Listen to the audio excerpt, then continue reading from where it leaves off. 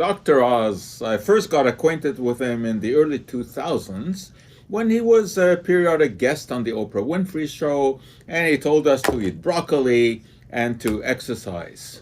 That was great. I had no problem with that, especially once I discovered that he was really a highly respected cardiac surgeon with dozens of publications.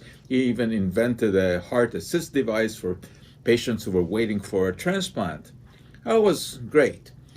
But then I started to get disenchanted with him in 2005 when he was an expert on the ABC Primetime Live show. And that show examined the antics of a Brazilian peasant by the name of John of God, who claimed to be able to hear people in all kinds of ways. He was a psychic surgeon. He was able to put surgical scissors up a person's nose in what seemed like an unbelievable fashion, and this was supposed to have a therapeutic effect on tumors. Well, when I saw that, I started to get a little bit flustered about the kind of things that Dr. Oz was saying, because I knew that this was a good old-fashioned carny trick. Contrary to what people think, it is possible to put a nail up your nose or surgical scissors if needed because of the anatomy, which Dr. Oz should have known. You can stick surgical scissors up the nose without penetrating the brain. Not that anyone should be trying this. Oz even said that maybe this can reach the pituitary and stimulate it to release some hormones. That's nonsense. You cannot reach the pituitary by this maneuver.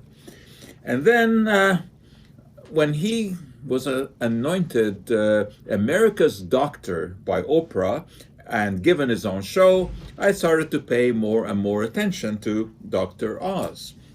Oh, others were paying attention to him too. Dr. Sanjay Gupta, looking very young in those days on CNN, showed how this carny trick could be performed. And then Dr. Oz started with his miracles. All kinds of miracles on the show. Green coffee bean extract, for example. It was supposed to be the magic to lose weight.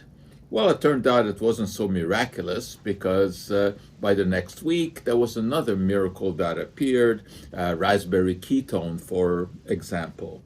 And Dr. Oz started to be raked over the coals by others, but I started to really try to put the nail into his coffin when I learned about his Dr. Oz's homeopathic starter kit.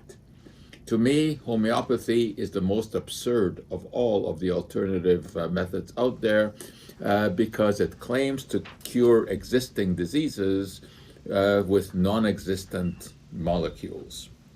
Well, why are we even talking about Dr. Oz today? Because he was selected by President-elect Trump to be in a very high position in the US government where he would look after Medicare, Medicaid, insurance companies under the direction of, get this, Robert Kennedy, who has absolutely no qualifications to head the HHS, the Health and Human Services in the US, and Oz will have to work under him.